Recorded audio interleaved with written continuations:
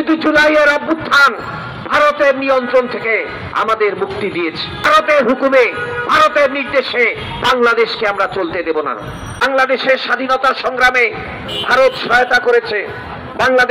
বাংলাদেশের জনগণ চিরকাল কৃতজ্ঞতার সাথে সেটা স্মরণ করবে।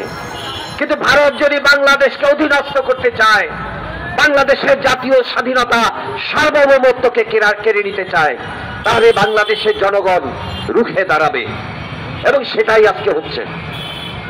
বাংলাদেশের 53 বছরের ইতিহাস যদি আমরা দেখি, আমরা 72 সালে পাকিস্তানের কারাগার থেকে আমরা মুক্তি পেয়েছি।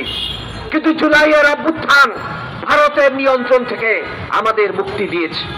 এটা আমাদের বুঝতে হবে। এটা যদিও দ্বিতীয় স্বাধীনতা না, নতুন একটা রাষ্ট্রের উদ্ভব হয়নি, কিন্তু আমরা একটা মুক্তির স্বাদ পেয়েছি। ভারতের হুকুমে, ভারতের নির্দেশে বাংলাদেশকে আমরা চলতে দেব না। আমরাই ঢাকা শহরে জাতীয় মুক্তি কাউন্সিল এই স্লোগান গত কয়েক বছর দিয়েছি। আমরা স্লোগান তুলেছি, দিল্লির নির্দেশে বাংলাদেশ চলতে দেওয়া হবে না, ওয়াশিংটনের নির্দেশে বাংলাদেশকে চলতে দেওয়া হবে না। সুতরাং মার্কিন যুক্তরাষ্ট্র, ভারত, চীন, রাশিয়া, যত রকম সাম্রাজ্যবাদী শক্তি আছে, আমরা আমাদের জাতীয় স্বাধীনতা এবং সার্বভৌমত্বকে আমরা তাদের হাতে সঁপে দেব না। আমরা তাই সেই জাতীয় স্বাধীনতা এবং সার্বভৌমত্বকে আমরা রক্ষা করব। আমাদের এই অঞ্চলে কৃষকরা বিদ্রোহ করেছেন ইংরেজদের শাসনের বিরুদ্ধে, নীলকর বিদ্রোহের বিরুদ্ধে। আমাদের এই দেশের জনগণ ব্রিটিশ ঔপনিবেশিক শাসনের বিরুদ্ধে সংগ্রাম করেছেন।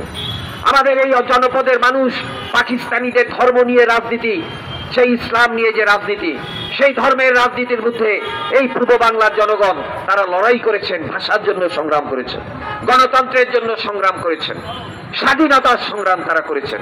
ফলে এই জনপদের মানুষের বিরুদ্ধে শাসকদের নানা চক্রান্ত রয়েছে, সাম্রাজ্যবাদীদের নানা চক্রান্ত রয়েছে।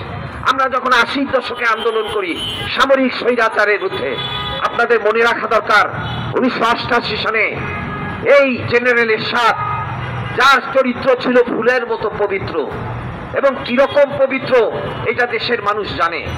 তাহলে সেই স্বৈরাচারী, সামরিক স্বৈরাচারের এরশাদ, সে রাষ্ট্র ধর্ম করেছিল ইসলামকে, যেন সে একজন বড় ইসলাম প্রেমিক। বাংলাদেশের জনগণকে বিভক্ত করার জন্য পাকিস্তানিরা ইসলামকে ব্যবহার করেছে। বাংলাদেশের শাসক শ্রেণী তারাও ইসলামকে ব্যবহার করেছে, ধর্মকে ব্যবহার করেছে।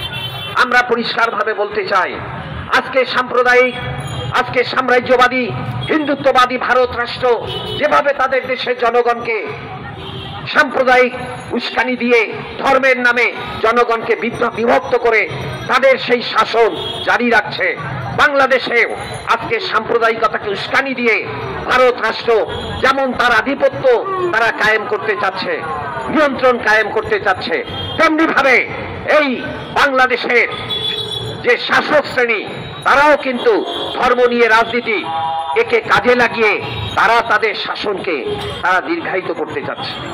আমরা পরিষ্কার বলতে চাই, বাংলাদেশের গণতান্ত্রিক সংগঠনগুলোকে এই ব্যাপারে ঐক্যমত হতে হবে। ভাষার সংগ্রাম, আমাদের স্বাধীনতার সংগ্রাম, আমাদের গণতন্ত্রের সংগ্রাম একটা মানবিক বাংলাদেশের জন্য।